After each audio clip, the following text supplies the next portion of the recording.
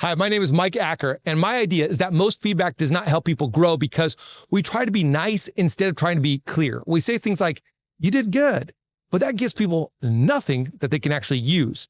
And the shift I want to share is simple. Start with a specific positive so that the person knows exactly where they are on the right track, and then offer one specific improvement based on your role in the moment. So if I'm an expert, then I guide people. If I'm a peer, I share perspective. And if I'm a learner, then I need to be humble and I need to ask questions. That simple approach makes things really honest, grounded, and the feedback becomes useful. Now, this matters now because people are working in fast-moving, high-pressure settings where clarity is essential, and people want to grow, but many are not getting the feedback that they need in order to do it. And when feedback becomes clear and direct, people gain confidence faster, teams communicate better, and relationships strengthen. This is the idea I want to bring to TEDx. A small shift in how we respond can change how people grow.